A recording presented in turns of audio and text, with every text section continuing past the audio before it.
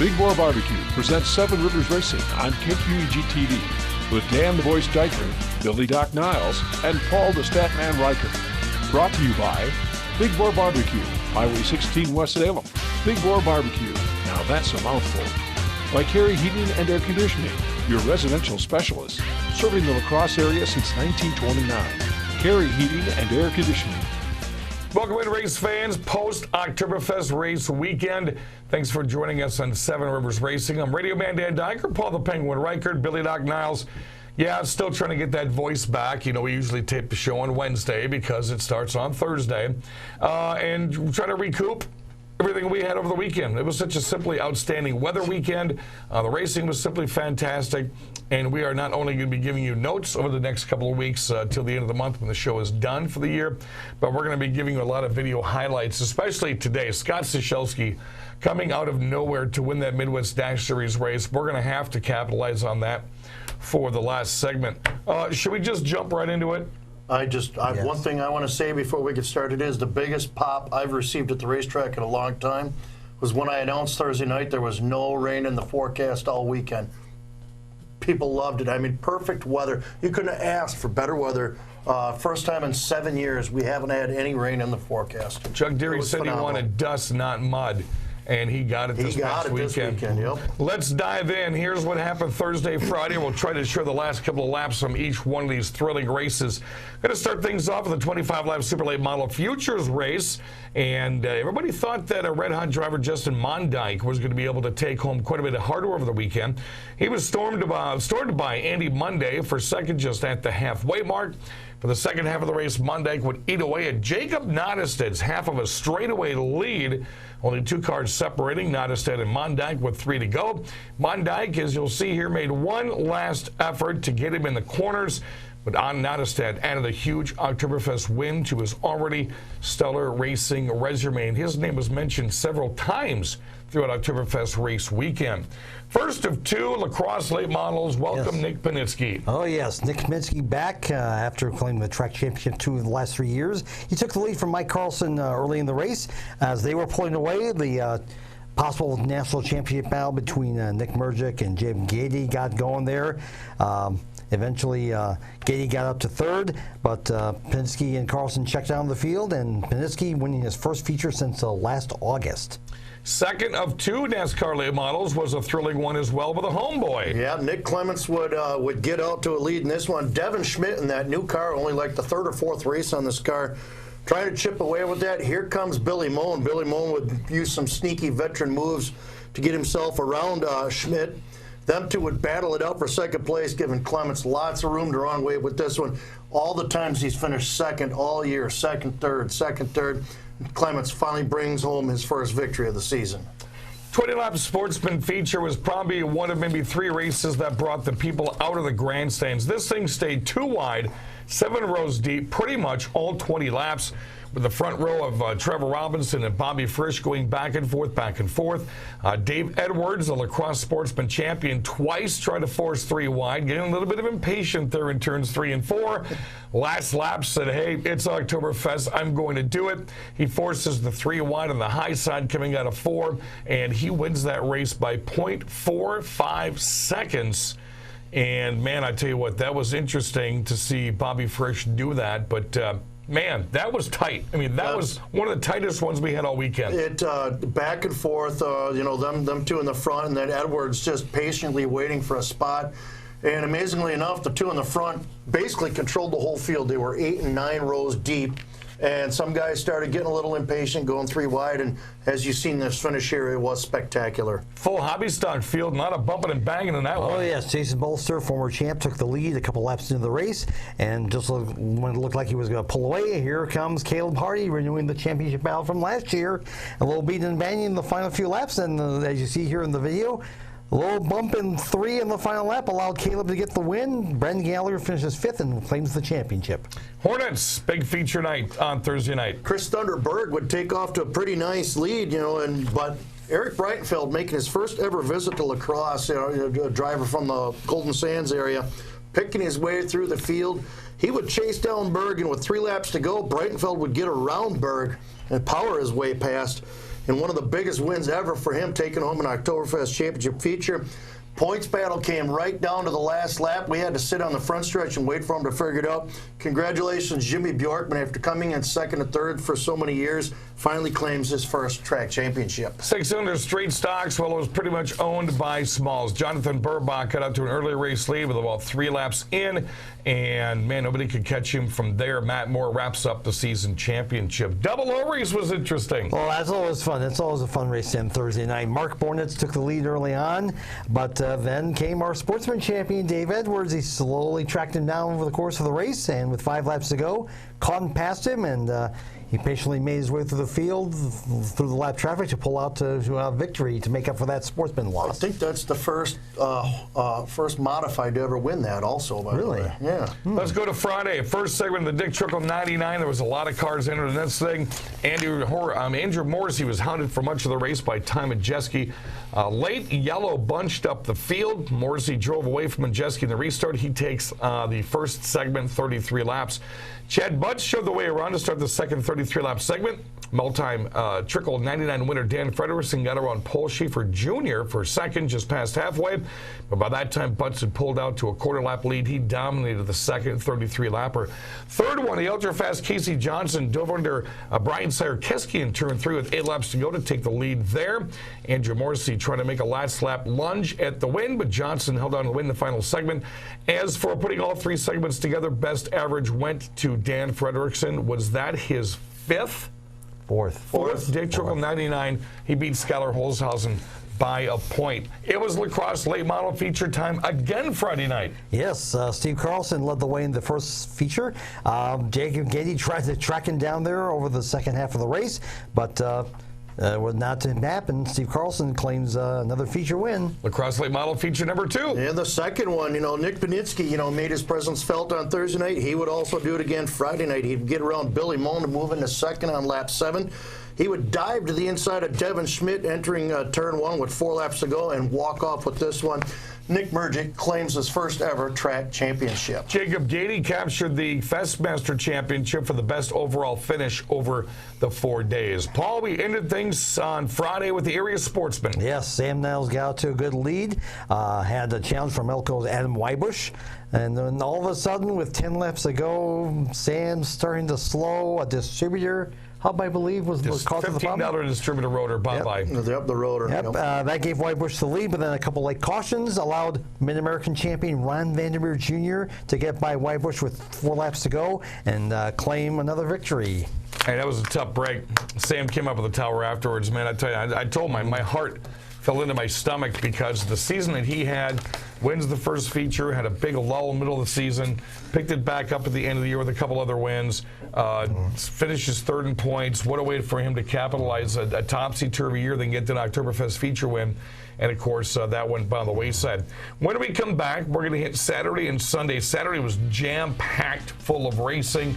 Sunday was the big one, and Midwest Dash coming up after that. You're watching 7 Rivers Racing.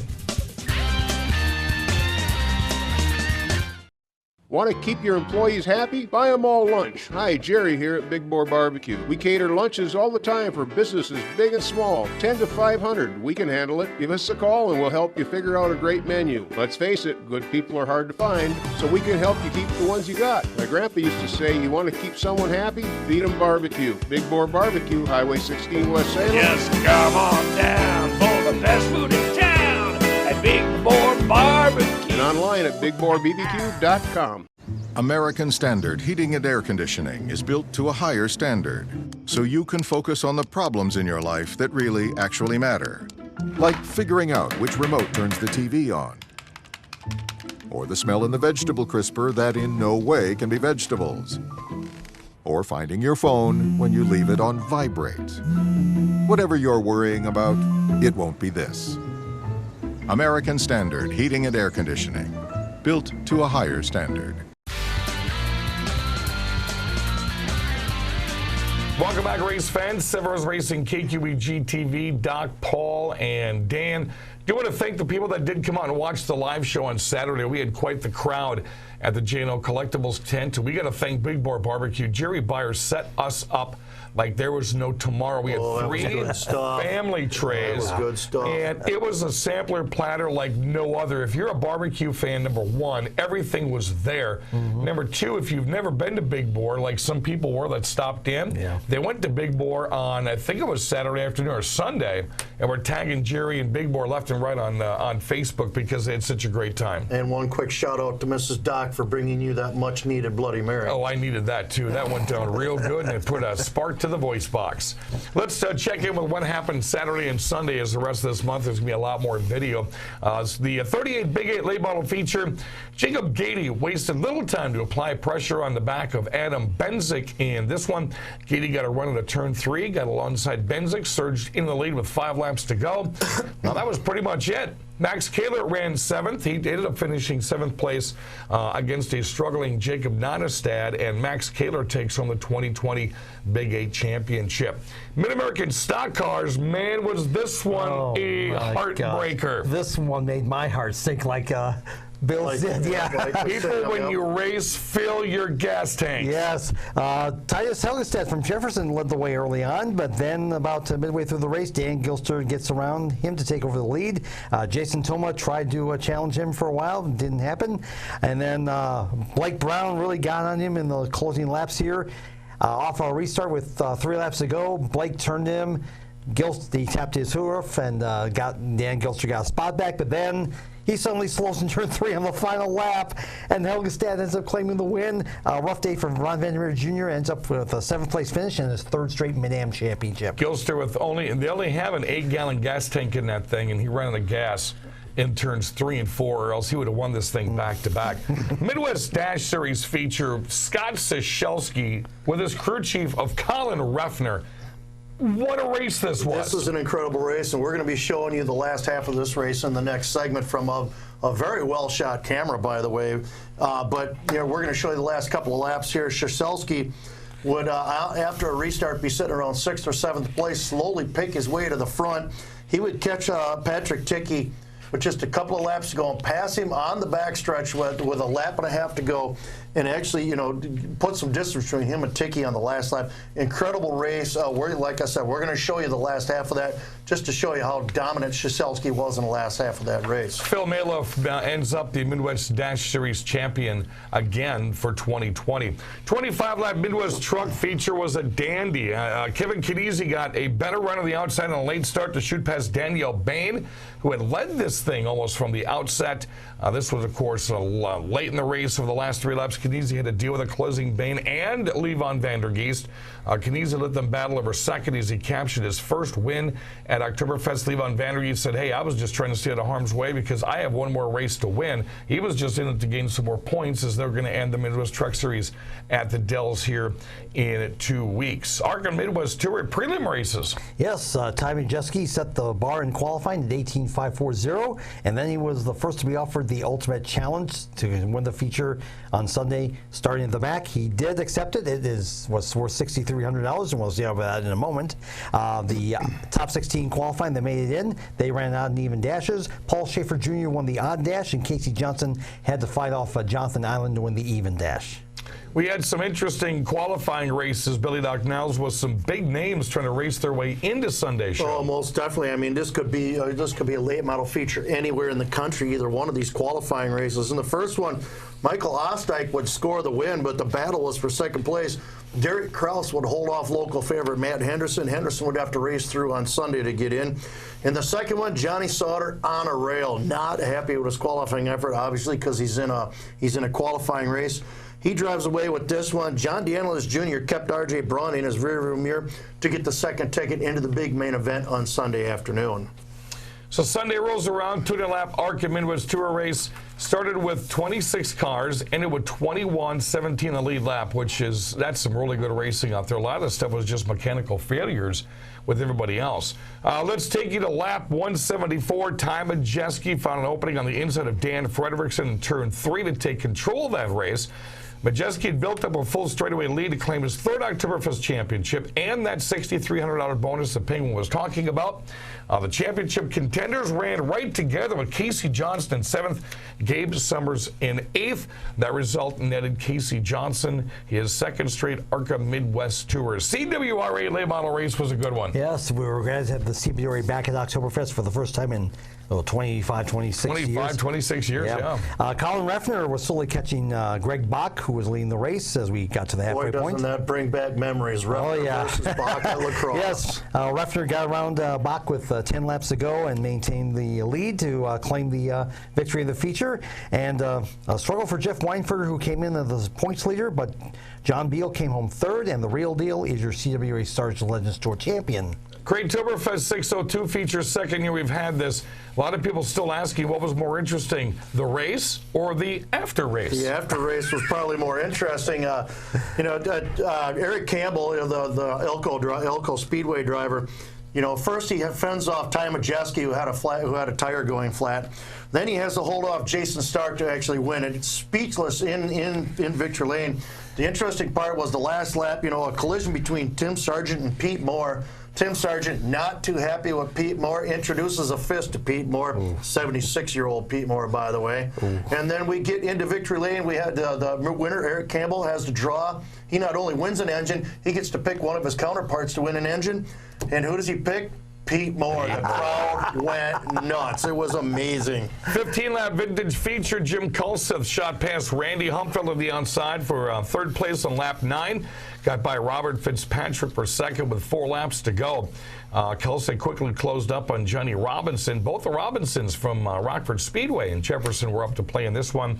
Kulseth's fast Mustang got into Oktoberfest Victory Lane first. That was his second. Super Vintage was out. What a race. Oh, yes. Rich Bickle brought out that districal Mustang you heard about. Larry Bolster led the way for quite a while, but then Todd Kors got in there, but unfortunately he dropped out. Then it became Bolster versus Bickle all the way down, and then he came up on the lap car of Daryl Posh, as you see here in the highlights. And Bickle went low. Bolster went high, and Larry Bolster just barely nosed out Rich Bickle to claim the victory. What a race that was, and that's going to be one of our highlight races here before the end of the month as and we really get into post-race interview. As we get into more Oktoberfest video. When we come back, Scott Soshelski held court in the Midwest Dash Series. We're going to show you the closing laps of that one next on Seven Rivers Racing. You want barbecue, but she doesn't? What do? Hi, Jerry here at Big Boar Barbecue. We know not everyone wants barbecue. That's why we feature so much more, like our fried chicken, Philly steak sandwich, meatloaf, great burgers, salads, wraps, and more. So keep feasting the family, stop in and try something from our extensive menu. It's so much cheaper than a divorce. Big Boar and more, Highway 16 West Salem. Just come on down for the best food in town at Big Boar Barbecue. Yeah, it's a mouthful. American Standard Heating and Air Conditioning is built to a higher standard, so you can focus on the problems in your life that really actually matter. Like figuring out which remote turns the TV on, or the smell in the vegetable crisper that in no way can be vegetables, or finding your phone when you leave it on vibrate. Whatever you're worrying about, it won't be this. American Standard Heating and Air Conditioning, built to a higher standard.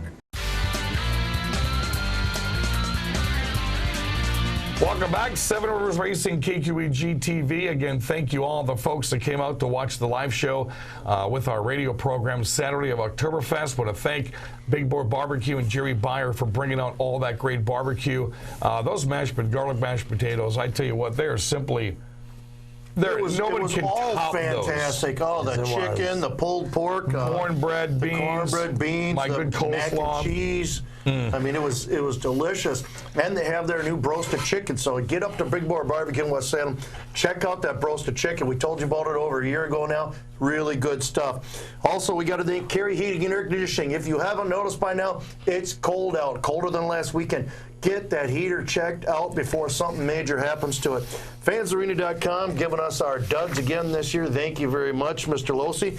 J&O Collectibles and NorthstarCustoms.com, thank you for giving us a place to hold our show last weekend on Saturday after our live show on Saturday afternoon. Could not do this show without all of these great sponsors. Several races at Oktoberfest Race weekend were simply attention getters. People were doing some things through the pack that people just didn't see until they actually stood up, which was many, many times. And one of those was the Midwest Dash Series race. Scott Sishelski was about 7th or 8th place with about, we got 10, 11 laps to go. And we're going to show you what he did, which shocked everybody at the Crosse Speedway right here.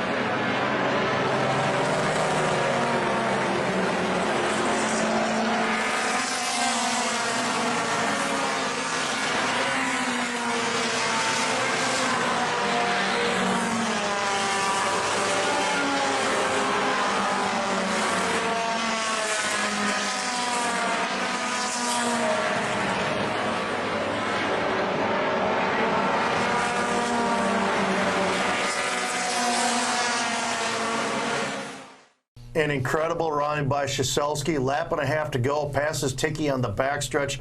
Just an amazing run through the field, Dan. I mean, you showed me, I was paying attention to other things.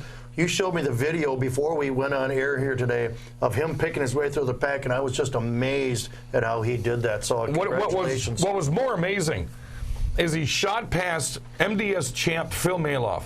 He shot past George Sparkman like Sparkman was running 5 miles per hour. Maloff and Sparkman have owned Oktoberfest. He gets past George Sulliger like there was no tomorrow when he rolled off for turn 2. And then he got past Patrick Tiki and then held him off at the end of the race. Simply phenomenal driving by Scott Shiselski. That was a great race. Scott's definitely been a veteran of this Dash series, and hey, he bettered Sparkman, bettered Silliger. So, hey, congratulations to Scott Shiselski. Yeah, Scott and his family stopped by and said hi when we were doing the live show on Saturday. That's going to do it for the program. When we come back next week, we're going to load you up. We're going to show you every single race, the highlights, the lowlights.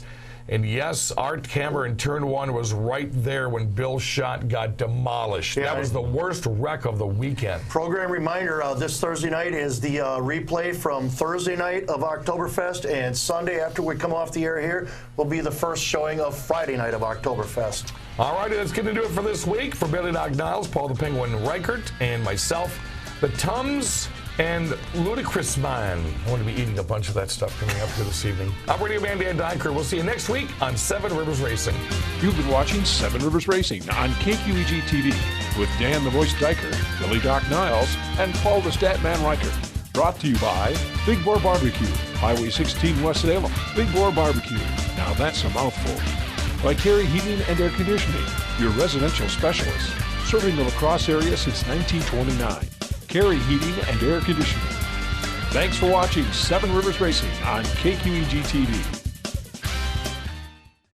Want to keep your employees happy? Buy them all lunch. Hi, Jerry here at Big Boar Barbecue. We cater lunches all the time for businesses big and small, 10 to 500. We can handle it. Give us a call and we'll help you figure out a great menu. Let's face it, good people are hard to find, so we can help you keep the ones you got. My grandpa used to say, you want to keep someone happy? Feed them barbecue. Big Boar Barbecue, Highway 16 West Salem. Just come on down for the best food in town at Big Boar Barbecue. And online at BigBoarBBQ.com.